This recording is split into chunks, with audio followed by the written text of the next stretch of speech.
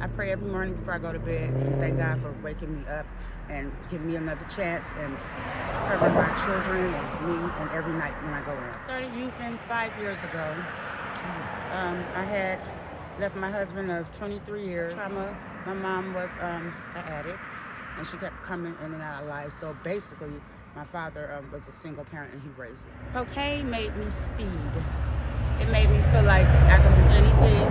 It gave me energy, especially when I started hanging out and started separating from my husband. I started hanging out at this club. Sometimes I do, sometimes I don't. Like they call me a veteran out here. I'm a veteran, so I can do a lot of finessing. We got something for you. This is a Breaking Generational Curses shirt. Oh, I like this. And that's for you, and you wear it with pride, and you represent God well, okay? Thank you so much. I like this. I always talk about generational curses. Well, that's just for you, okay? Thank you. All right, and you keep your relationship with God, okay? I will. And don't ever give up on him, and don't think that he's not here, okay? Don't think he does not hear your prayers, because he does. I will. Okay? All right. Thank you guys. God bless you guys. Okay. See you later.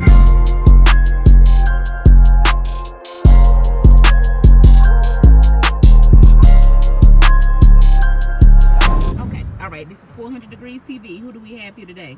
Giovanna Harris. Giovanni. Okay, Giovanni Harris. AKA Gigi. All right, now Miss Gigi, how old are you? I am 47. 47. Okay, do you have any siblings? Yes, I do. I have 2 children, 29 and 13. Okay, do you have any brothers or sisters? I do. How many brothers and sisters? There's 7 of us all together. I'm the oldest. Oh, okay. Same mom and dad, or? I have a mom. Yeah, we have the same mom and dad. But my dad passed last year, June 3rd. Oh, I'm so sorry to hear that. My condolences to you and your family. Do you still keep in touch with mom? Do you still keep in touch with your mom? I do from time to time. My mom lives in New Jersey, and I keep in contact with her from time to time. But I guess not doing what I'm doing. It's not regularly. You know? Yeah, right. But you do keep in touch with her, so that's good. What about your kids? Are you keeping in touch with your kids? I do. That's good. So were you born and raised in a 2-parent household? I was. My parents was married. Okay, that's a blessing. That's always good. Did you go through any type of childhood trauma or anything when you were young that you can remember? Yeah, I went through trauma. If you don't mind me asking about it, what type of trauma? My trauma, my mom was an addict, and she kept coming in and out of life. So basically, my father was a single parent, and he raised us. Yeah. She's sober now, but... Yeah, I was just going to ask you that. How long has she been sober? My mom's been sober for about, I want to say 24 years. Okay. Yeah. So, her being an addict, were you old enough to know she was indulging in drugs, or you had to grow up to know that? I was old enough. I knew what she was doing because, I was old enough. My father, it started when I was 4. My father told us, but she never did it around us. It's just the in and out. And when she gets sober, she'll want to come back home, then leave without no notice and stuff like that. Right. Yeah. Right. Do you think they kind of played a part on your day of living now? I think so. Can you elaborate on what effects did it have on you to this day? It had effects on me. The effects it had on me, my mom being in and out. I've always felt abandoned. I felt, abandoned, and I don't get along with women. Like, I have no bond with women because I didn't have one with her, and that's the effects it played on me. Yeah, that's understandable. Yeah. Don't let that deter you from, just socializing with women. I know how it is trying to bond with people that you can hardly even trust anybody that you've been close to, so I get it, but don't let that deter you from, having a friend, a female friend around, because I feel like females always need some type of companion, and, some type of friendship and bond. But, have you ever been introduced to any type of drugs or anything like that? I have. I started using 5 years ago. I had left my husband of 23 years. He don't party. He's not a street person. He just work, take care of our family. I met a guy when my husband was having problems, and I met a guy and separated from my husband, and not knowing he was a user, he introduced me to cocaine. I started snorting, and then maybe within a year later, I started smoking crack cocaine. So do you still keep in touch with that guy that introduced you to drugs? I do. He's now sober. I keep in contact with him. We're actually good friends because his whole mission now is trying to get me sober. Because, I came from a a good background. I have, college. I still own my home. Okay. Worked for UPS for 9 years, and he feel like his main thing is to get me sober, to do right with God, and before, that's his thing. Yeah. I commend him on that, even though he was the one to introduce you to it. But by him sobering up, I commend him for trying to pull you down that same road, because he can't leave you just like you are.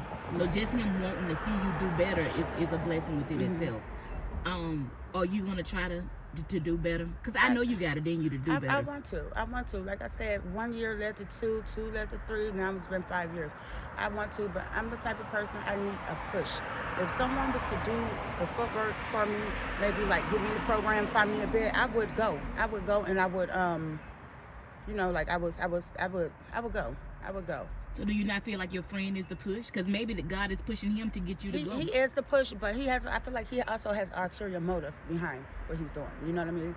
He has ulterior motive. It's not just to get me sober. It's like he wants me back. But he was abusive. You know what I mean? Very physical, very abusive. And I just, that way, he like, I don't want him to be part of my sobriety. I want to be the one to say, okay, I'm ready. I get it. Because he'll take throw that, it back in your face. I got you sober. I did, Yeah. I know. understand wholeheartedly. Yeah. I get it. Can I ask you, you said you were introduced to cocaine. So what was the feeling of cocaine to make you just say, hey, this is what I want, what I choose? Cocaine made me speed. It made me feel like I could do anything. It gave me energy, especially when I started hanging out and started separating from my husband. I started hanging out at this club, the Soul House, and working, and I was still working, and I was basically a functional addict. And it gave me the energy to go home, take care of the kids, take my son to football practice, come and hang out, and go back home. That's what it made me feel like. It gave me energy. Yes, ma'am. And what about crack? Crack cocaine, it makes me forget. It makes me sad. It makes me depressed.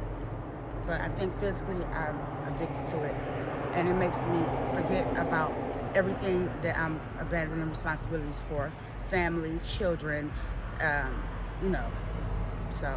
yeah. I want to ask you a question. I know you said you were divorced from your husband. Is Not divorced, separated. We still married. Oh, okay, y'all still married. Are you thinking about getting back with him, or is it just the addiction that's kind of separating you two? Yeah, it's the addiction that's separating us too, and then he's like a serial cheater. But my husband's 68, and he's kind of stuck in his ways. Like, he won't do marriage counseling. He won't do, he won't do the footwork to, for us. So I think if I was to sober up, we would still be really good friends. We have grandchildren together, children, everything. But I wouldn't go back that way. It's a lot of things that's been hurt, like me walking the streets, doing what I do. It's a lot of things that's been damaged to that marriage. You know what I mean? So, yeah. Yes, ma'am. I'm not gonna hold you up too much longer. What's your relationship with God? Do you have a relationship with Him, or with God? I do have a relationship with God. Yes. So I was raised in church, and as I got older, or as I started doing this, I kind of shied away from it because of the shame, I guess. But I pray every morning before I go to bed. Thank God for waking me up and giving me another chance, and covering my children and me, and every night when I go in. Yes, ma'am. Because it's dangerous out here. It is.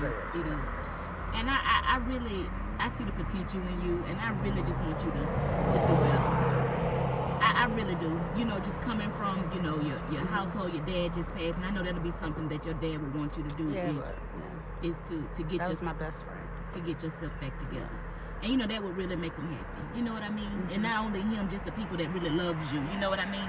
I didn't realize till maybe, I've been doing this for 5 years. I didn't realize maybe till last month how selfish this drug was. Not only does it affect me, but it affects your family, your children, down the long run. You know what I mean? And that's what makes me feel guilt and shame to just go full in back home. And I thought to myself, I wonder when my family pass right here and see me on the corner prostituting, do they feel shame? Do they feel embarrassed? So for the first time last month, I actually felt embarrassed. Out of the 5 years I've been doing this, I broke down one day, went behind the motel, and just started crying. Something just hit me. You know what I mean? I'm like, they have to be ashamed. They have to be embarrassed. they have to worry about me. Yes, You know what I ma'am. mean? And so, you know, I stopped just standing on the corner. Yes, ma'am. Yeah. Are you still kind of giving yourself away to get cash from time to time? I am. That's mainly my main. Basically my main source of income. Sometimes I do, sometimes I don't. Like they call me a veteran out here. I'm a veteran, so I can do a lot of finessing. You know what I mean? And then I have a lot of friends that care about me and know my background that give me things. You know what I mean? Like So yeah. Don't let the enemy tell you that you are an embarrassment. Don't let him make you think that you cannot change what's been done in the past, because we are all subject to change. Don't let him think that your family is going to look at you a certain type of way. If you're coming to your family and you're willing to change and you're showing them the change and putting action behind it, it can't get no better than that. Because first, it starts with you admitting that you need it, and then you putting the action behind it and getting yourself together. So you got it in you to do it. Yeah. Just don't let the enemy even put those thoughts in your head, because it's nothing but the enemy. That's all. Because he wants you to stay stuck exactly where you are. Yeah. And if I see you 5-6 years from now, you won't even look the same. If you still going on the same path, you won't even look I don't like look the yourself. same now. If you go on Facebook and look at my Facebook picture, I don't look the same now. Like I have lost a lot of weight because I can't sleep. I just walk on. And then I'm different. I'm different in whole. But I'm still like the same inside, but just like physically and my thinking to survive out here has changed. Yeah. You got hope. You got so much hope. Do you have a cell phone? I do.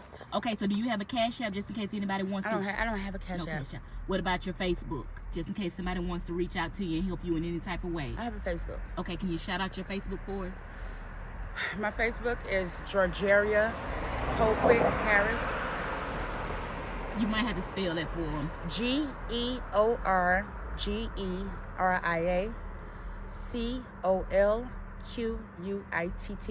Harris. All right, Miss Harris. Okay, we got something for you. This is a Breaking Generational Curses shirt.